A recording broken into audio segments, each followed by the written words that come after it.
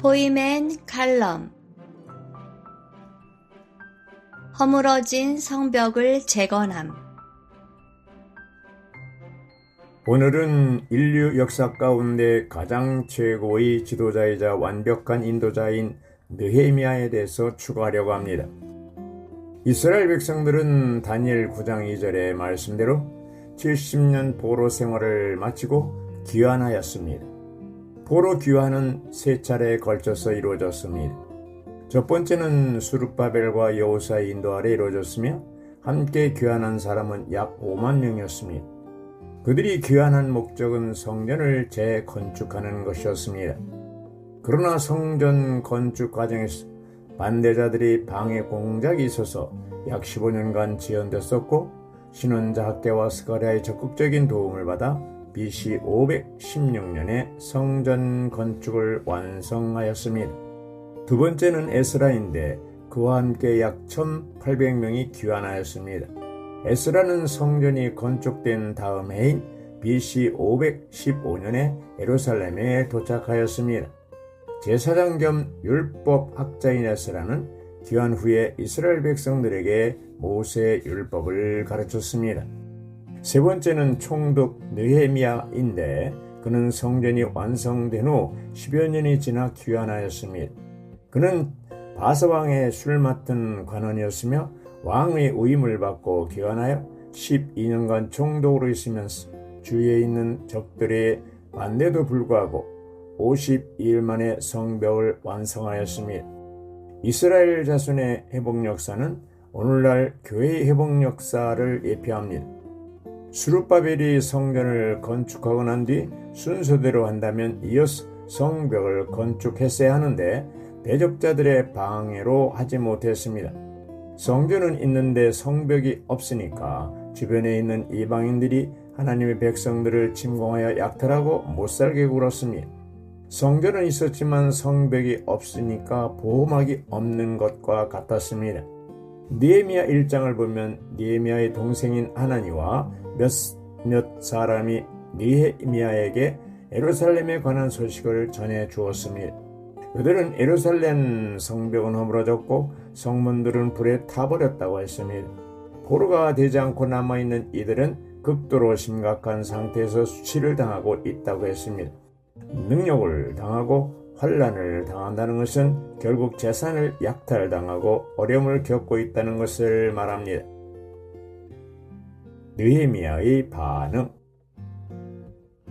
예루살렘의 비극적인 소식을 듣게 된 느헤미야는 극도로 충격을 받았습니다. 1장 4절. 나는 이 말을 듣고 주저앉아 울었고 며칠 동안 크게 슬퍼하였다. 그리고 하늘의 하나님 앞에서 금식하고 기도하며 말하였다. 오 여호와 하늘의 하나님, 주님을 사랑하며 주님의 계명을 지키는 이들에게 언약을 지키시고 자애를 베푸시는 위대하고도 경이로우신 하나님, 주님께 간청드립니다 라고 기도했습니다. 그는 이어서 자기 민족의 죄와 조상의 죄까지 언급하면서 회개했습니다. 11절에는 이렇게 기도하였습니다. 오 주님, 주님께 간청드립니다. 주님의 이름 경외하기를 즐겨하는 이 종이 기도와 주님의 종들이 기도해 주님의 귀를 기울여 주십시오. 이 사람 앞에서 잘 되게 해 주십시오. 그때 나는 왕의 술 맡은 시종이었다. 11절에 이 사람 앞에서라는 말은 왕 앞에서라는 뜻입니다. 느헤미야 2장 1절부터 6절 말씀. 아닥사스다 왕 제20년 니산월 왕 앞에 술상이 놓였을 때에 나는 포도주를 들어 왕에게 올렸다. 전에는 내가 왕 앞에서 슬퍼한 적이 없던 터라 왕이 나에게 말하였다. 그대가 아프지도 않은데 왜 얼굴에 수심이 있어? 분명 마음의 슬픔 때문이구려. 그때 나는 몹시 두려웠다. 나는 왕에게 말하였다. 왕께서 만수무강하시기를 바랍니다. 제 조상들의 묘지가 있는 성이 폐허가 되었고 그 성문들이 불에 타버렸는데 어떻게 제 얼굴에 수심이 없겠습니까? 왕이 나에게 그대는 무엇을 원하시오라고 말하기에 나는 하늘의 하나님께 기도하고서 왕에게 말하였다. 왕께서 기쁘게 여기시고 이 종이 왕 앞에서 은총을 입었다면 저를 유다로 제 조상들의 묘지가 있는 성으로 보내주시고 그 성을 재건하게 하여 주십시오. 그러자 왕이 나에게 말하였다. 왕 곁에는 왕비가 앉아 있었다. 그대가 얼마 동안 가 있을 것이며 언제쯤 돌아올 수 있겠소? 이렇게 왕이 나를 보내기를 기쁘게 여겼으므로 나는 왕에게 기한을 알려주었다. 6절에서 중요한 것은 왕 곁에 왕비가 앉아 있었다는 것입니다. 성경 연구가들은 이 왕비가 에스더 왕비로 이해하고 있습니다. 에스라도 느헤미야도 예루살렘에 귀환할 수 있었던 배경에는 에스더가 있었다는 것입니다. 느헤미야는 예루살렘 성벽 건축을 시작한 지 52일 만에 전광석화처럼 끝냈던 것입니다. 이것은 하나님의 도우심과 느헤미야의 진취적인 믿음 때문이었습니다. 성전을 보호하는 데에는 성이 필요함. 스룹바벨과 에스라를 통하여 성전은 재건축되었으나 아직 성은 건축되지 않았습니다. 성전은 성의 보호가 필요합니다. 성전은 집이고 성은 왕국입니다. 그러므로 에스라에 이어서 느헤미야가 필요한 것입니다. 교회들 안에 있는 우리는 반드시 하나님의 집을 가질 뿐 아니라 또한 왕국인 하나님의 성도 가져야 합니다. 하나님의 집은 주로 제사장의 봉사, 주님을 접촉하고 주님으로 적셔지고 주님과 하나 되는 것에 의존합니다. 이것은 회복의 출발입니다. 그리고 머리 대신과 왕국과 신성한 권위가 필요합니다. 교회는 왕국을 위해 있는데 집이 성을 위해 있는 것과 같습니다. 그리고 결국에 하나님의 집은 거룩한 성 새 예루살렘이 됩니다. 새 예루살렘에는 성전이 없는데 이는 성전이 성으로 확장되어서 성으로 변화했기 때문입니다. 이것은 성과 성전이 연합되어서 일체가 됨을 의미합니다. 단지 집만 가지는 것은 충분히 안전하지 못합니다. 우리에게는 또한 왕국의 보호가 필요합니다. 이것이 느헤미야의 사역입니다. 첫 번째가 스룹바벨이었고 마지막이 느헤미야였습니다. 이스라엘의 귀환 후의 부흥의 원칙. 이스라엘의 귀환 후의 부흥 가운데서 우리는 부흥의 모든 원칙을 찾아낼 수 있습니다. 바로 부흥은 하나님께로부터 나와야 한다는 것입니다.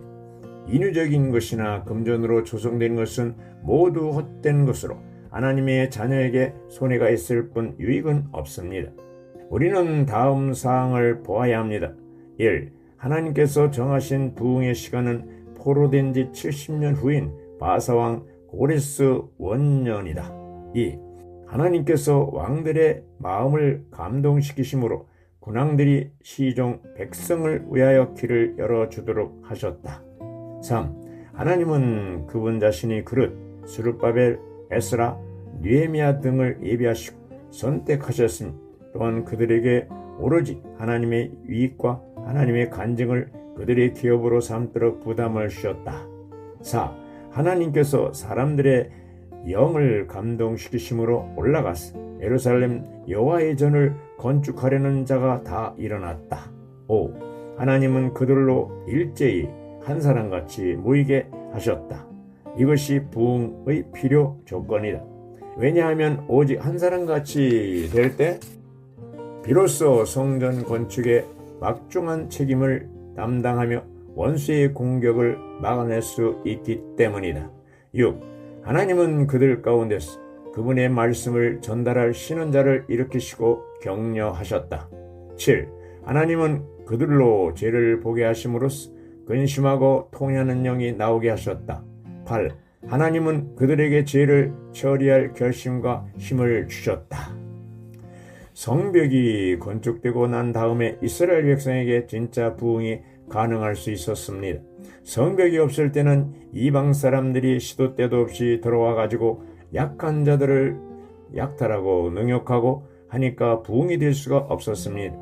예루살렘이 성벽이 없으니까 이방인들도 들어와서 그냥 기거하고 이렇게 뒤섞여 가지고 진짜 아브라함의 후손인 유대인들과 이방인들을 구별할 수 없었습니다.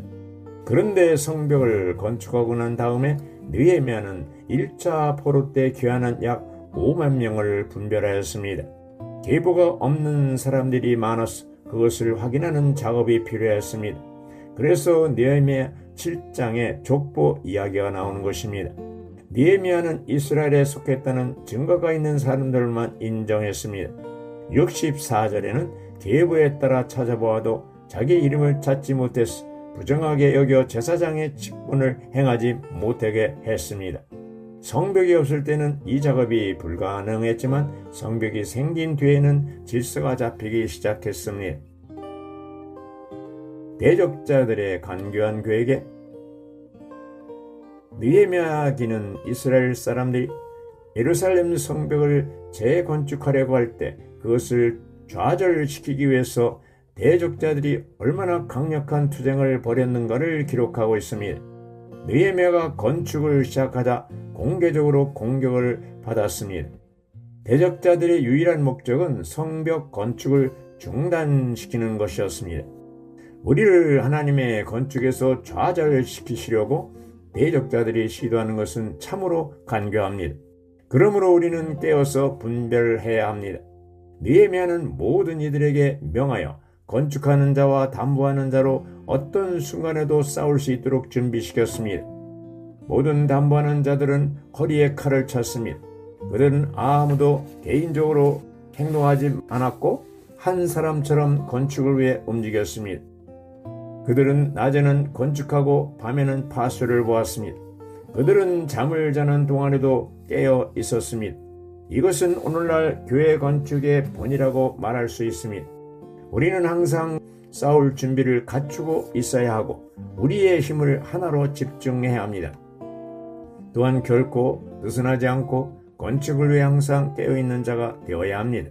성벽이 완성되면 하나님의 백성들과 이방인들을 구별할 수 있을 뿐만 아니라 그들이 절기, 초막절, 유월절, 안식일을 지키거나 하나님의 율법을 지킬 수 있는 조건을 제시해 줍니다.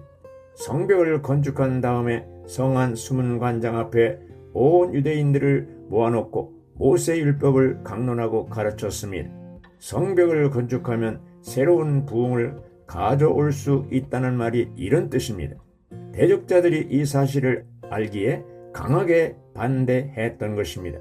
그러나 느헤미야는 스룹바벨 때와는 달리 그들이 아무리 협박하고 방해했어도 믿음으로 그 성벽 건축하는 것을 완성했습니다. 느헤미야는 성 쌓는 일을 잠시도 중지하거나 한눈 팔지 않고 계속해서 쌓았습니다. 놀랍게도 성벽 공사는 52일 만에 완성되었습니다. 느헤미야는 성벽이 완성된 후 문지기를 세우고 노래하는 사람을 세우고 레위 사람을 세우고 백성들을 불러 모아 놓고 율법을 가르치고 계보대로 족보에 있는 사람과 없는 사람을 철저하게 구별하고 이런 방법을 통해서 이스라엘 백성이 부흥을 가져오게 했던 것입니다. 느헤미야의 좋은 본. 느헤미야기 5장 14절부터 19절까지에서 우리는 느헤미야의 좋은 본을 봅니다. 느헤미야와 그의 형제들은 하나님을 두려워하였기 때문에 총독에게 지정된 양식을 12년 동안 먹지 않았습니다. 느헤미야는 성벽 공사에만 전념하였습니다. 그와 그의 형제들과 그의 모든 부하들은 모두 함께 모여 이 공사를 하였고 밭을 사들이지 않았습니다. 이것은 그들이 어떤 종류의 보수도 받지 않았음을 뜻합니다. 오히려 느헤미야는 주변 민족들에게서 그에게 온 사람들 외에도 유대인들과 지도자들 150명에게 매일 그의 상에서 먹을 것을 풍족히 주었습니다. 또한 그는 총독에게 지정된 양식을 요구하지 않았는데 이것은 백성이 담당하는 건축하는 봉사가 버거웠기 때문입니다. 총독으로서 왕의 지위에 있었던 느헤미야는 하나님의 경륜이 수행되도록 예루살렘 성벽을 재건하려는 순수한 마음을 가진 사람이었습니다. 다윗을 포함한 모든 왕들과 달리 느헤미야는 이기적이지 않았고 자기 자신의 유익을 구하지 않았으며 정욕에 빠지지도 않았습니다. 그러므로 그는 하나님께서 그분의 선민에게 약속하신 좋은 땅에서 최고의 몫인 왕권을 누릴 자격이 있었습니다. 느헤미야는 인류 역사 가운데 유일하게 그러한 방식으로 처신한 국가 지도자였을 것입니다. 그 결과 그는 하나님께 쓰임받았습니다. 느헤미야는 예루살렘 성벽을 재건하는 일에서 하나님의 도우심을 받아 큰 성공을 거두었습니다. 오늘날 우리가 특별히 교회 안의 지도자들이 그의 본을 상고해 보는 것은 분명 가치 있는 일입니다. 그는 사실상 유다 왕의 대행자였지만 자신을 위해서는 어떤 것도 얻으려고 하지 않았습니다. 느헤미야에게는 이기심이 조금도 없었습니다. 그는 백성과 민족을 위하여 자신의 소유를 언제나 기꺼이 희생하고자 했습니다. 느헤미야는 또한 원수와 맞서 싸울 태세를 갖춘 이들 가운데 있었으며 야간 파수에도 참여하였습니다. 그는 이러한 일들을 다른 이들에게 떠넘기지 않고 직접 그 일에 참여하였습니다. 내가 믿기로 6,000년간의 인간 역사 전체에서 느헤미야와 같은 사람이 결코 없었습니다. 성벽 재건축의 완성. 대적은 느헤미야를 속이려고 했으나 느헤미야는 그들의 의도를 알았습니다.